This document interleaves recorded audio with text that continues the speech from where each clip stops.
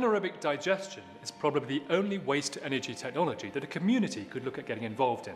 And if you're interested in this, it's probably because you're an agricultural community with a large number of dairy farms or pig farms in the area. Anaerobic digestion as a form of waste disposal only is not new and can work at remarkably small scale. The digester is basically a large tank that breaks down organic materials in an oxygen-free environment. This produces a biogas and a liquid called the digestate that can be used as a fertilizer. If you want to generate significant amounts of energy as well as merely digesting the waste to create fertilizer, then you'll need to add some organic materials to the slurry that have not already been digested, such as grass silage or waste from harvesting cereal crops. The economics of setting up anaerobic digesters for energy production have to date not been very favourable in the UK. And as a result, there are very few anaerobic digesters operating at scale at present. The government's introduction of the feed-in tariff has helped this slightly, so larger dairy farms may now find this an attractive investment, down to as low as 350 kilowatt capacity systems. But the best economics are still to be found at a scale that requires more slurry and silage than even the largest farms can produce. As a result, it's probably better to consider anaerobic digestion as a cooperative endeavour to get the best returns. Really attractive economics can be achieved with plants of about 1 to 1.5 megawatts capacity and above. To keep a 1 megawatt anaerobic digester plant going, you need about 30,000 tonnes of organic material each year. Some of this has got to be slurry, because it's the bacteria in the slurry that makes the process work, but much of the energy has already been extracted from slurry by the cows who ate it, so you need to add other materials to get the best energy outputs. Grass silage and cereal wastes are great for this, as are fats and oils.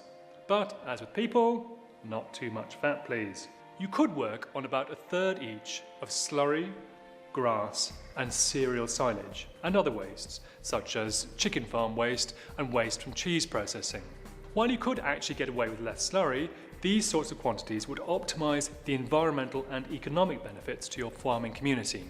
You would be helping to reduce the amount of methane, a powerful greenhouse gas, emitted from the slurry. At the same time, you will be creating a valuable soil improver and helping to deal with the excessive costs of slurry storage. Given that the average cow produces over 17 tonnes of slurry per year, you would therefore need a group of farms who between them had about 530 head of cattle to run a 1 megawatt plant, as well as enough land to produce the silage. Such a plant would operate almost all the time, providing a regular supply of enough electricity for about 1,500 homes, which you would feed into the grid. It would also generate significant waste heat, which could be used on site or distributed via a district heating network. Thinking through how to use this waste heat will be an important part of your plan and could help you secure finance, as there may be businesses with large heat demands that would be willing to invest in your plant in return for significantly reduced heat costs. Horticultural nurseries or bakeries, for example.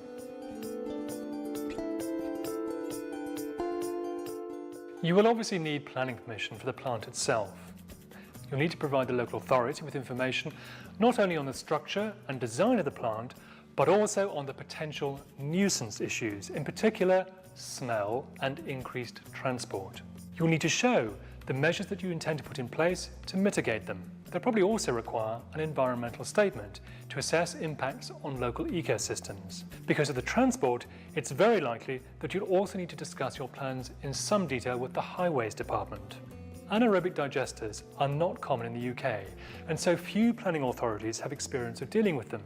Be prepared to deal with significant misunderstanding, some of which may come from the local community as well. Confusion about digestion versus incineration is a common problem. You'll also need various permits from the Environment Agency to operate the plant itself and to cover the use of the biogas and the digestate. Make sure you enter into discussions with them early on, as this can be quite time-consuming.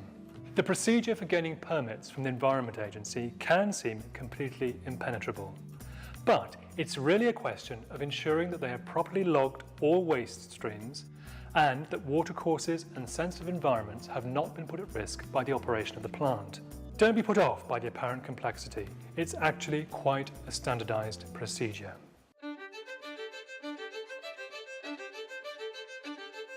After the capital installation costs, the main cost to the farmers involved will be the transport of slurry to the digester and the collection of their proportion of the digestate at the end of this process. For this reason, transport distances should be minimised, 5 miles or less if possible. The capital costs themselves will vary. Where possible, the tanks are built partially or completely below ground in order to minimise visual impact and stabilise temperatures as much as possible. The ground type will determine the costs of excavating, and where the water table is very high, the tanks may have to be above ground and well insulated, which can be more costly. A 1 megawatt plant would probably cost in the region of £3 to £4 million to develop and install. There are currently no UK manufacturers of anaerobic digester plants, but the technology is well proven on the continent, particularly in Germany, and it is possible to get consultancy support from abroad. While you need to take into account the capital costs of the equipment and costs of getting planning permission, you need to offset against that the various other expenses that you will no longer have to pay as a result of using anaerobic digestion for energy production. You should calculate such costs as accurately as possible, because these avoided costs form a significant part of the overall economics of the system. Firstly, the digestate can be used as a fertiliser, which reduces the cost of buying synthetic fertiliser. Secondly, producing electricity through anaerobic digestion will create waste heat. You can utilise this to heat barns and other farm buildings, or even supply heat to neighbouring properties. Finally, the costs of disposing of or storing slurry can be very high. If your farm is in a nitrate vulnerable zone, then you are not allowed to spread slurry on the land all winter. Providing 26 weeks of slurry storage on such farms can be very expensive. All of these costs could be significantly reduced through the use of anaerobic digestion for energy production. In addition to these avoided costs, your cooperative will receive income, payments from selling electricity to the grid, additional payments from the renewable obligation certificates or feed-in tariff, and potentially some income from selling metered heat to neighbouring properties. Annual operating income for a 1 megawatt plant, assuming that the majority of the heat is usefully employed, could be in the region of £800,000 to £1 million.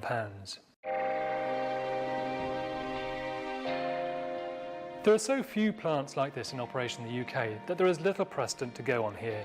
However, it's generally felt that the whole process, from the initial meetings to discuss setting up the project, through to gaining planning permission and on to completing the installation, is likely to take in excess of 2 years.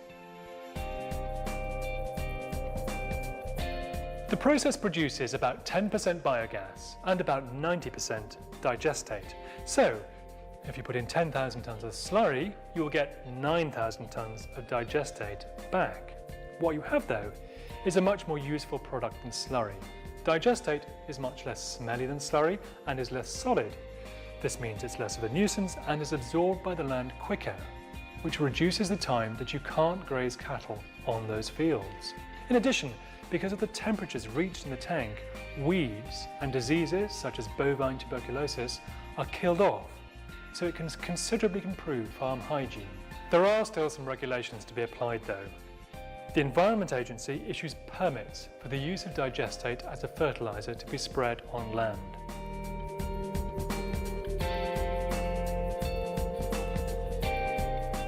As with all agency permits, speak to them early and make sure you differentiate between digestate that you intend to spread on your own land and that which you might sell to others, as the permit regime is not necessarily the same. As you can see, there are many factors to consider and a number of steps you'll need to take in the initial investigation. I hope this information has been useful. Thank you for watching.